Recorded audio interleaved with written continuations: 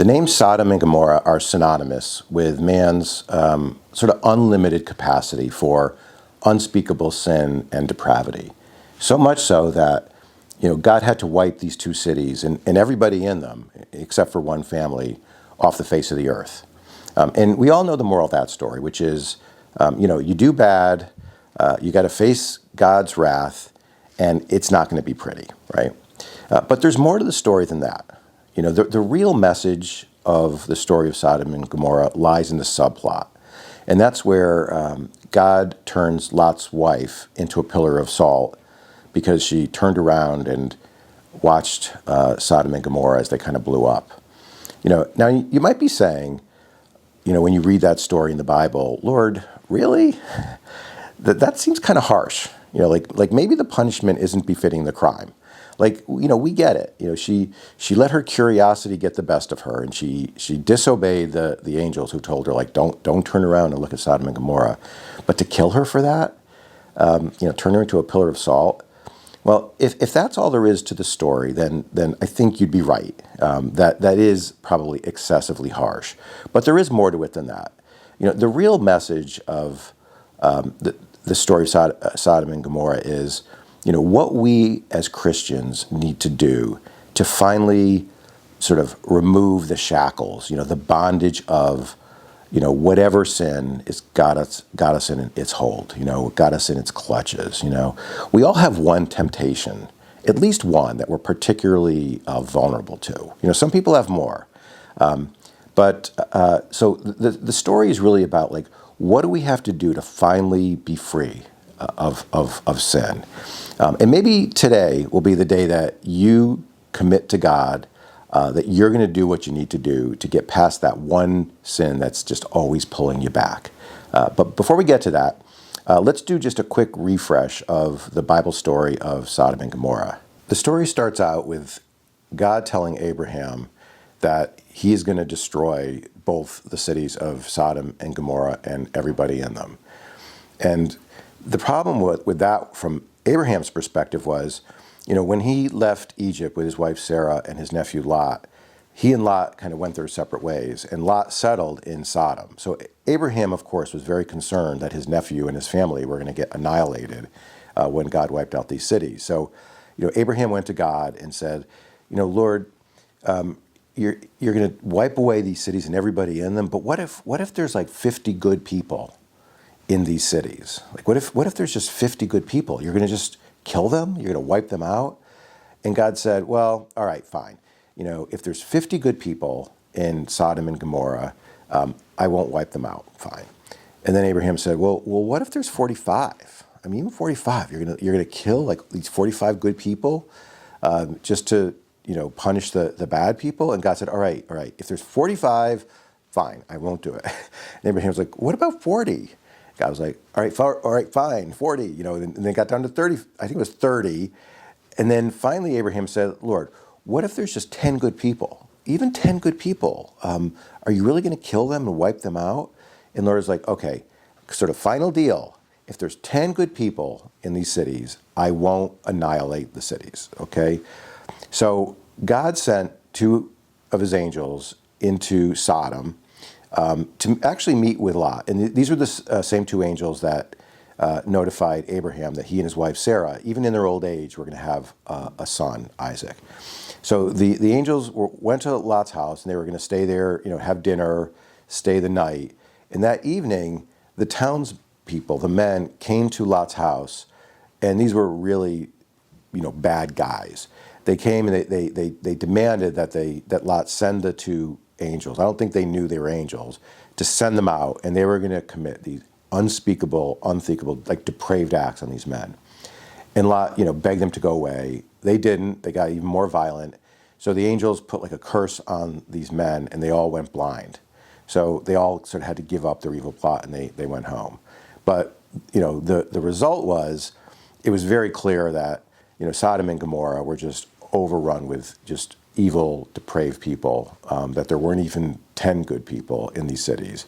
So the angels told Lot, look, you got to get out of here. God's going to destroy these cities and fast. And his exact words were in Genesis chapter 19, verse 17, he said, escape for your life, and don't look behind you. So the next morning, Lot and his family, his wife and his daughters, they were kind of like poking around, taking their time. They weren't, rushing to get out of Sodom. So the angels just grabbed them by the arm, dragged them out, and they headed for the hills. So, when they finally got to, safety, beyond the city limits and all that, Lot's wife, turned around and looked at the cities being, pelted with fire and sulfur, basically being destroyed. And that's when, she turned into a pillar of salt. So the question is, what does all this mean? What is the message from this? Let's start with an interesting point about sin. Sin is a funny thing when you think about it. We know it puts a wedge between us and God. And we also know that, in the end, sin doesn't make us feel good. It really doesn't make us happy. And in the long run, it actually makes us miserable. And yet, often we keep doing it. And we keep repeating the same sins over and over and over. And sometimes it just causes us to just sink lower and lower and lower. And we keep doing it. So there's no question that there are dark forces that are present in our world, in us.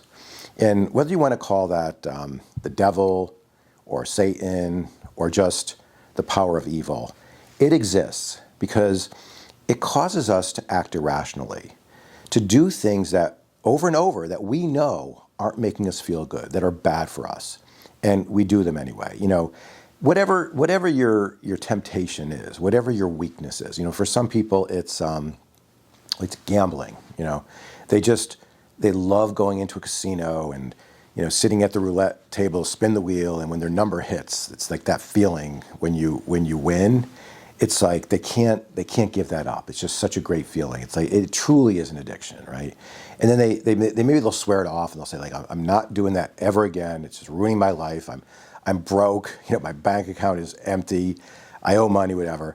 And they'll say okay, just one scratch ticket, just one. If I hit, this could be it. This could, maybe God will solve my problems by making me win that, that jackpot. And they scratch a ticket and hope they have that thrill. Whatever it is, it could be alcohol, it could be drugs. For some people, it's that one friend you have, that every time you talk to that person, they've always got some great gossip, right? And they're mean-spirited, and they sort of exaggerate all the negative, but they're funny, and it's always interesting. But, you never feel great when you're talking to them, and you feel even worse when you're done talking to them. And when you're not there, they're saying the same bad things about you, right? But you always go back, there's always something that pulls you back to talk to that friend or stay close to that person, whatever it is. And I think that's what was going on with Lot's wife, right? She physically left Sodom. The cities were being pelted with sulfur and fire were blowing up and everything. But, and she moved, they moved on, but there was a part of her, her heart was still left there. She looked back. There was something about her life there where she was thinking yeah, it was pretty bad, but, there were some good times too. And, I'm going to kind of miss those days, She couldn't move on. She looked back, in probably in a fond way. And that's what was going on there. I don't believe necessarily that, God physically turned into a pillar of salt. I think that's kind of a metaphor for what was really going on with her, which was she couldn't move on. She was stuck. She was in a state of paralysis. She couldn't leave her sinful life.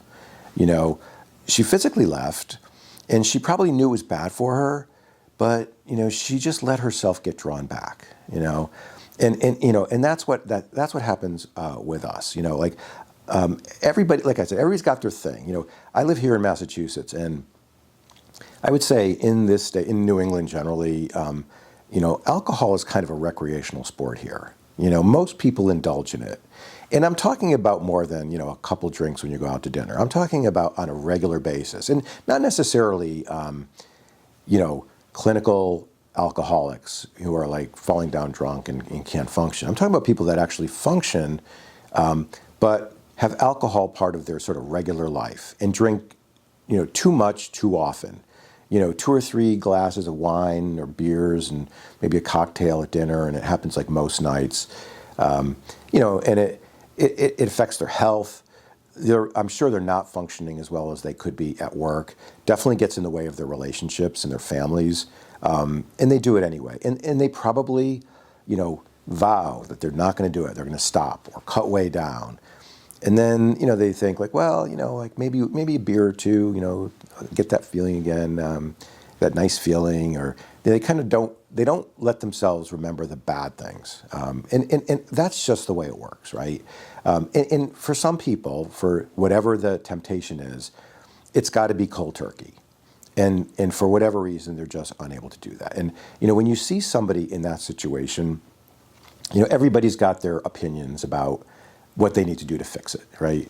Whether it's go to a therapist or go into group therapy, or they should really get this self-help book or this one app that like just deals with that addiction or that temptation. Whatever it is, everybody's got their opinion on it. When I see somebody like that, and I see them, just repeating the same sinful behavior to their detriment over and over and over, I just say to myself, that person needs the Lord. That person needs God. Because they can go through every one of these steps along, but that's a symptom of the deeper problem, which is, they don't have God in their life.